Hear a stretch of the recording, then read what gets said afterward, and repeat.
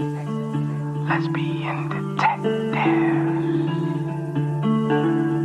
Unsolved cases.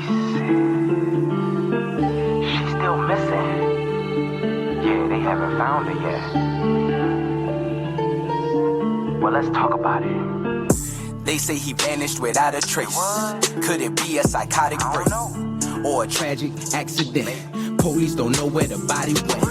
Unsolved murders, body still missing. That's unheard. Where's the witness? Lesbian detectives, what's going on? City on high alert, this out the norm. He did what, the who? Man, that ain't real, these crimes ain't true. Then come uncover these theories with us. We live right now, tuning in is a must.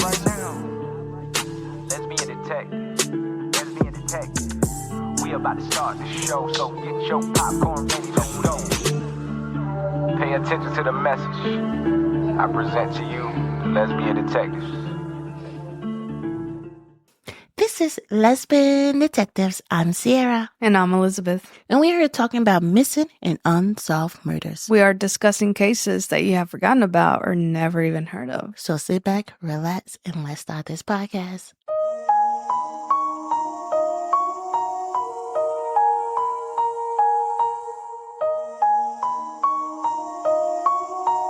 Thank you all for returning back. I am so happy to see you guys.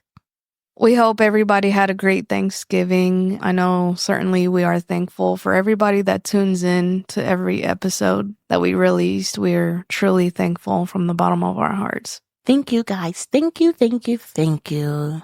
I love you all, and I hope you love me too.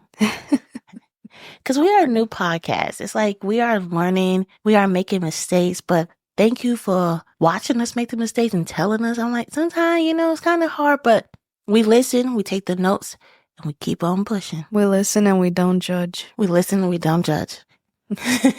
Okay, let's get to the episode. Today's case is about a young girl going through abuse by the hands of her mother. She had a hard life since she was born. Her older siblings tried to protect her. But on October 11, 2011, that was the last time that anyone has ever seen her again. This is the case of Jhessye Shockley.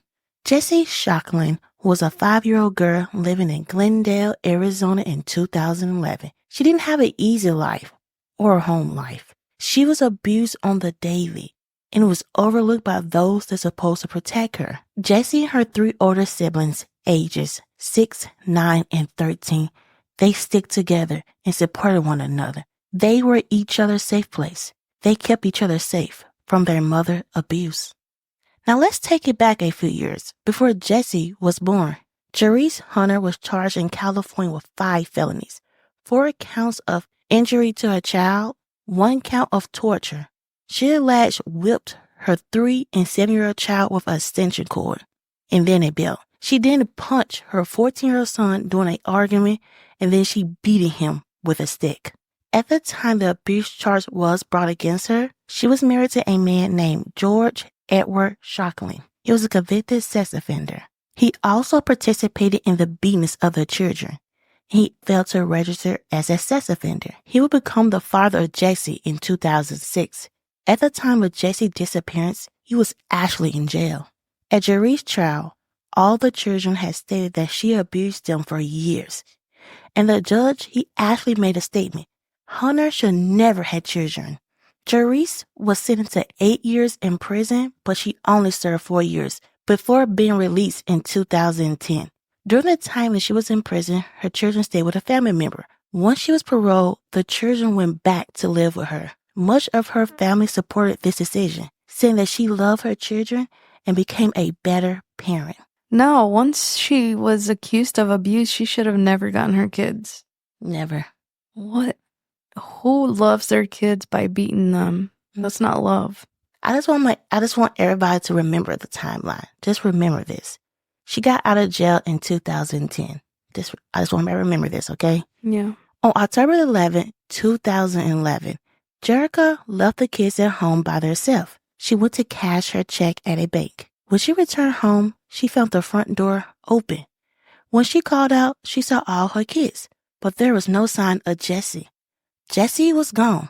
Her kids told their mother they didn't know where she went, Strangely, around that time, a young girl matching Jhessye's description had been placed in a car by unknown women. The woman was described as 25 to 35, African American. The car was a four-door 1998 to 2000 Malibu Chevrolet, with the car being parked at Glendale Road and 45th Avenue. The woman had her hair pulled back into the bun, and she weighed about 120 pounds. It was stated that the young girl did not resist being pulled into the car. In the aftermath of Jhessye's disappearance, her older siblings was taken into CPS, Child Protective Service, and placed in foster care. Jhessye was 8 months pregnant at this time, and CPS took this baby after it was born. She maintained her innocence in her daughter's disappearance and said that she thought her daughter had been abducted by a stranger, but she refused to cooperate with the investigators or take a lie detector test. On November 21st, 6 weeks after Jhessye was missing, Hunter was arrested for a felony child abuse. Police said Jhessye was the victim and they believed she had been murdered. When the older siblings was in CPS, they finally was able to tell the police what happened to their younger sister. Jhessye's 13-year-old sister told investigators that her mom had kept Jhessye in a closet starting weeks prior before she went missing, and she was not feeding her at all. Jhessye's sister would sneak her food and water and know she had cuts and bruises and a black eye. The other children in the family said that they had seen the bruises too. Jeez. The last day Jhessye attended kindergarten was September the 22nd, 3 weeks before she went missing. After that, her mother kept her home, claiming she had a pink eye and a ringworm. Neither of these claims had been supported by a doctor. To me, it felt like she was hiding the abuse from the teacher. Right. Like they were onto her or something. Or her face was too beat for her to go to school. But the fact that she had already served time for abuse should have been enough. She should have never gotten them.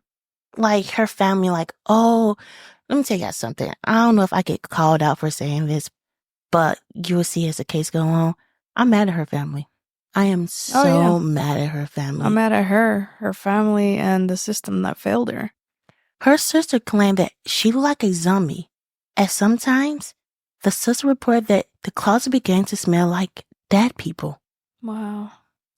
When her mother began to burn insects and deeply clean the apartment days before reporting Jhessye missing.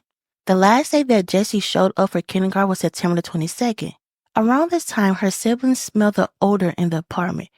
Jhessye was seen purchasing bleach and other cleaning supplies in the local Walgreens. It's like she already had abuse. Like, she went to jail for this. Right. And they just like happily gave her kids back. I just don't get the system sometimes. Like the systems make it so hard. I don't know if guys, you see this Netflix show. I think it's Maya, Protecting Maya, where everybody thought like she had the disease. And the doctors assumed that her mother was abusing her and all that, but she wasn't. Her mother committed suicide because they were just coming at her. And then her mother, like, they found out later on that the mother wasn't abusing her child. Like, her child actually had a disease. That's why it looked like she was abused. But this parent right here had the charges. Her kids stood on that stand and said, my mom is beating me for years. And they could have said more, but, we don't know everything that they said because it probably was like, closed trial. And for her to get out of jail, she didn't even serve her full term. She served half of it. To get out of jail and immediately get your kids back, and then her family like, yeah, we support her. She loved. No, she doesn't. The inmates clearly did not know that she went in for child abuse, because if they did, they probably would have ended her. I mean, when I look at this case, it was so hard for like me to just to process it. I think like I was like typing in, I was getting so mad. You're like, what's wrong with this case? It's like cases like this are so hard because you just see the kid getting failed. What's next? Well, sorry. In this case, we know. Yeah. Jhessye was arrested, but then she was released.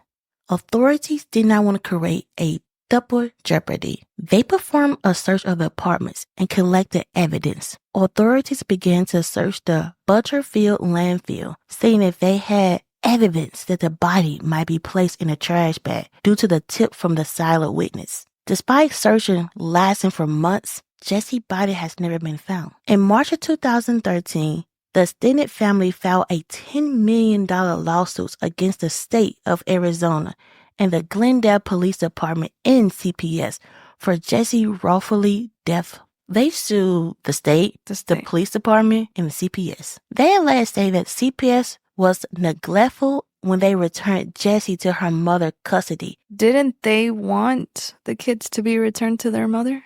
Someone was like, oh, she learned. But then someone like, but it was like a toss-up. Some of them said that she shouldn't have the kids back. So it wasn't all of them. But I don't know what. I look into the lawsuit. That's a whole different thing. I'm not even going to discuss that. But some of them that believe that she should have not had the kids, they, sued them. But to me, it's like, why would you sue them? Because they didn't want them to have the kids.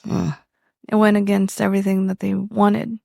A lot of CPS and the foster care system, we can get this more into theories. Well, not really a theories because this case is solved. But the CPS, the foster care system, they try their hardest to get parents back with their kids. I feel like if it's abuse and you see the abuse, you see the child hurt, and you can see and they say like, hey, my mom did do this, and they go to jail for this, I feel like that parent rights should be just gone. Right. I feel like that kid should never, ever go back home. Never. That and future kids. Because a lot of the times they'll abuse the older ones and then they'll have new ones and then they abuse the younger ones. In April of 2015, the trial of the murder of Jhessye began. The defense team argued that the state case is circumstantial because the girl's body has never been found. And the witness told police they saw Jhessye get into a car near the family apartment the day that she was reported missing. Another witness told investigators they saw Jhessye running from the complex. Prosecutors said during an open argument that Jhessye stuffed Jhessye's body in a suitcase and asked her neighbor to drive her out of the complex, where she dumped the suitcase in a garbage bin. Hundreds of volunteers spent 2012 combining through a landfill in an unsuccessfully attempt to prove that theory. Throughout the trial, the prosecutor told juries that, according to Jhessye's cousin, Jhessye has never bonded with Jhessye. Jhessye, who had missed more than 2 weeks of school before Jhessye reported her missing. Jhesye's daughter told the court that she saw Jhessye with black goo coming out her eye and that the girl was barely able to walk while living in the home. Wow. Jhessye's neighbor said that she seemed calm after dishing the suitcase and never completed her original plan of going to Tempe, which was to sell clothing to get money for food. Forensic analysts show that a large stain from underneath the carpet in Jhessye's closet is mostly Jhessye's. As the trial went on, they called a couple people to the stand to testify. One of the people was the neighbor. The neighbor told the jury that Jhessye had asked him for a ride to sell shoes in Tempe. When the neighbor went to give her a ride, Jhessye brought along a big, heavy suitcase. Jhessye allegedly took the suitcase and deposited in a dumpster. The other person that they called on the stand was Glendale police officer Sergeant Mark, who led the case. He said that he returned to the house weeks after Jhessye went missing. Jhessye had alleged called 911 again, this time over money. Jhessye was upset that the people had been raising money for Jhessye, but she had not been receiving it. When Mark asked Jhessye about the call, he said that she slammed the door in his face. A shocking key witness was Jhessye's daughter. She said on the stand, "You guys are making my mom as a bad person. Just because we get spankings or something, that doesn't make her a bad person." It does. Jhessye, who sat at the defense table in a short, sleeveless black and blue shirt, told her daughter that she loved her. Her daughter said, "I love you too." Either she was making up an act because her mom asked her, or she's been living that life for so long that it's been normalized to her. Because whatever she's doing is not right. The girl testified that the last time that she saw Jhessye was in her mother's closet, about a week before Jhessye reported her missing. The girl said that she brought Jhessye food and water. The girl testified that Jhessye had bruises on her buttocks, legs, and back, but she couldn't explain how she saw the bruises. She was hurt, I guess, the girl said. She had black stuff coming out of her eye, like goo, and she wanted me to take her to the bathroom, but she couldn't walk that much. The jury deliberated less than just 4 hours Monday morning. The jury notified Supreme Court Judge Rose Mraz, who dismissed a member of the panel for a medical reason. Later that day, it was found that the jury was actually pregnant and she was having medical issues during her pregnancy. After the change, it took the jury less than more than an hour to come to a verdict. They found her guilty. Onlookers said juries appeared stoic as the verdict was read, but her mother, Shirley Johnson, she screamed out that Jhessye is not dead before getting dragged out the courtroom by security. How does she know? She don't know. Right. That baby is not dead, Johnson said. I don't mean to yell, but I am disturbed that they have reduced this baby to a grave so they can take her out the National Missing Person Registry so they don't have to look for her anymore because she is black. I'm telling you the truth. If she was a blonde hair, blue eye, that baby would be all over still on the National Registry. Jhessye was sentenced to life in jail without parole, plus 20 years in jail for child abuse. To this day, Jhessye's body hasn't been found. Before we end this case, Jhessye was a 5-year-old girl that had a bright future. Her life just started and it ended too soon. This is one of the hardest cases I have ever talked about. So many people let this little girl down. She's supposed to be alive right now, enjoying life, but she had to deal with the abuse of her mother. She didn't have a chance. This is the case of Jhessye Shockley. This case is actually solved. So I feel like we're not going to get into theories. We're just going to tell our opinions of this case. Okay. Well, let's get into some opinions.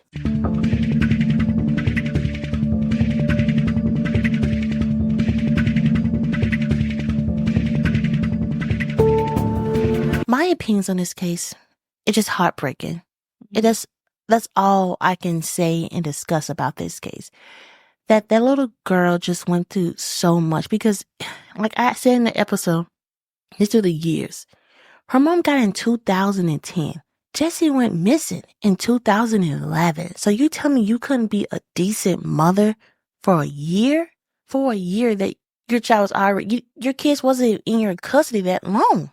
And one of them is missing, possibly murder. And her kids are like, yeah, we smelled death. But I wonder when people saw, like, the witnesses say, like, oh, yeah, we saw a little girl get in the car. I wonder if that really was Jhessye or another little girl. Because it seemed like she was dead. Like, that's why her mom moved her body.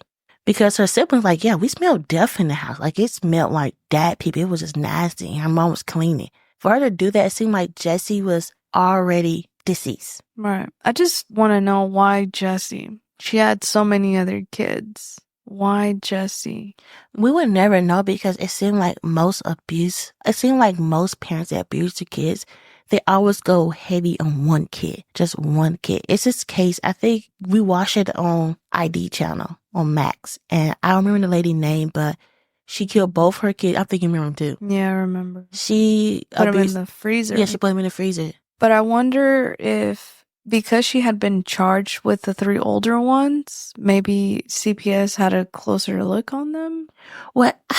I don't know if that's a thing. It don't seem like it. It seemed like the CPS was like, okay, here, take them back. To me, as I stated in the case, I feel like if you abuse your kids and it's proof of it and you go to jail for it, your rights should be counseled right then and right there. You should not. For those kids and any future kids, in my opinion. You should not have the rights to get your kids back because look at this situation. Mm-hmm. She served 4 years out of 8 and she got her daughter back and then her daughter's missing. She didn't have her for a year and her daughter's gone. And then there was an anonymous person that tipped off, unless it was like one of her siblings. Mm-hmm. It's just sad thing about her life. She never stood a chance. Her mom was abusive. Her dad was a sex offender. We don't know if he touched her siblings. Her or her sibling. Right. So we don't know what happened behind closed doors. Because this tripped me out when mothers put a man over their kids. Like, it's just disgusting to me because you found out he was a sex offender, you had a kid with him, and you were still married and dealing with him. Unless she was jealous of her youngest daughter because he had some type of interest, which is so sick and twisted. But a lot of the times when they feel like their own kid or any woman, any person takes their partner's attention, like they become even more hostile. But it was a little girl. Like she didn't even have those intentions or that mindset. Like it's just so disturbing. That's what most people believe. Like most women, they are jealous. And they feel like, oh, my man got this attention on my daughter. I don't like my daughter. No, that's when you protect your daughter. That's when you go and fight for your daughter's life. If you're a sane woman, if you're not, then... And the family members that say, hey, she's a good mother. She was not a good mother. I know that some parents spank their kids, okay? But what she did to those kids, you punch your son and then you beat him with a stick. That's not a spanking. That's a beat down. That's abuse. I would never just punch my daughter and beat her with a stick. First of all, that's like, she can't make me that mad for me to do that. I would have to walk off from the situation. Like, to see my child bloody and crying on the floor and abused from what I did, I couldn't stomach that.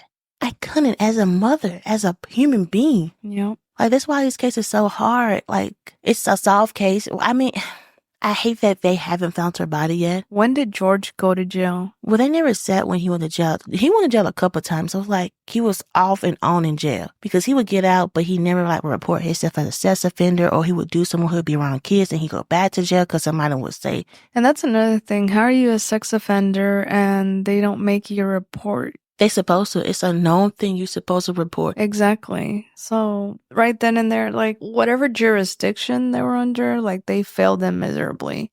And yeah, kudos to the family who sued them because unfortunately, like we lost Jhessye, but maybe this can help address some of the issues that this jurisdiction had. As a CPS in general, I feel like CPS workers are overworked, it's not worth that. And they don't have enough people and they're underpaid. So it's like when you underpaid and you overwork and you're tired, just give up. I'm not excusing it. I'm not excusing it at all. But I have a couple family members and friends that are in CPS. But look at doctors. Doctors are short-staffed, work long hours, and you can't just give up. That's the field that you go into. You cannot not care. They don't have the luxury to not care. A lot of the times, like, say we go to work, we're like, okay, I don't really care if I make this little mistake because it's not a big deal. But whenever like kids' lives are in jeopardy, you can't have that. There is no room for mistakes. Right. And I agree wholly. Like, I agree with you. And that's what's hard about this case is they let her down. And we have seen this before on another case we have did. They have let them down. It's like how many cases that it's going to happen to? Like how many cases is going to happen to? Like, yeah. Hopefully it brings awareness. I feel like for that moment, I feel like it brings awareness for that moment. But it should cost people's jobs and people's lives behind bars. Right. And it's like she kept getting pregnant. She just kept getting pregnant. I'm glad like the youngest baby, they wouldn't have to go through the abuse. They just took that child. I'm glad they stepped up and did that. But you should have been did that. At what cost, though? You shouldn't have Jhessye getting murdered and then you're like, oh, let me step up and be a decent person. It's sickening. I just hate it for her that she had to go through that. I'm just like on a timeline. 2010 to 2011? Really? Yeah. Really? I just have to say that I wish in the law we had more rules about this situation. I know CPS like, oh, let's get the family back together. But I feel like some people shouldn't be parents. Right. She shouldn't got back her kids at all. And her family that believe that she was a changed woman, they always change. Oh my God. Everybody always change. Like, oh yeah, I was wrong. I changed my ways. They always change. That's the honeymoon stage. But they ain't gonna go back to what they knew of. Yeah, they're just better at hiding it. Think about her kids. They were like, oh, they probably happy. They had to stand the stand and say what their mother did to them. See her get convicted, but then see her come back and live with her. They probably was scared out their mind. What if she just immediately like beat them up like as soon as they walked through the door because they told on her. Some of them seemed like they was older. Like the boy was 14. He probably was like 18 or 19 by then when she got out of jail. So he probably didn't have to deal with her. But the 3-year-old and the 7-year-old, It's just sickening, guys. It's just so sickening. And I'm so sorry for those kids that went through that. And I'm so sorry for kids that did go there but then got out of it. Like if you was one of those kids that was abused by their parents, I am so sorry for what has happened to you and what you had to go through. I hope that you get the therapy and the help that you need. And I'm so sorry for you. This is our case. And thank you for the person who suggested this case. It was a hard case for me to read and look into. But thank you.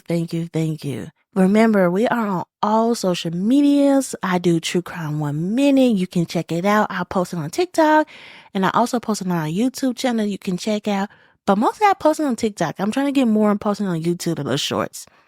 But come check it out. Come tell me your theories. I have so many people commenting on the theories on True Crime 1 Minute because some of these cases need more light. Follow us on Spotify, Apple. Give us a 5-star review. I feel like we should start reading reviews out on the podcast. So leave a review and we're going to read it next time you come on live. This is Lesbian Detectives. I'm Sierra. And I'm Elizabeth. See you later. Deuce. Lesbian Detectives. Unsolved cases. She's still missing. Yeah, they haven't found her yet. Well, let's talk about it. They say he vanished without a trace. Could it be a psychotic break or a tragic accident? Police don't know where the body went. Unsolved murders, body still missing. That's unheard. Where's the witness? Lesbian detectives, what's going on? City on high alert, this out the norm. He did what, the who? Man, that ain't real, these crimes ain't true. Then come uncover these theories with us. We live right now, tuning in is a must. Live right now. Lesbian Detectives. We about to start the show, so get your popcorn ready, let's go. Pay attention to the message I present to you, the Lesbian Detectives.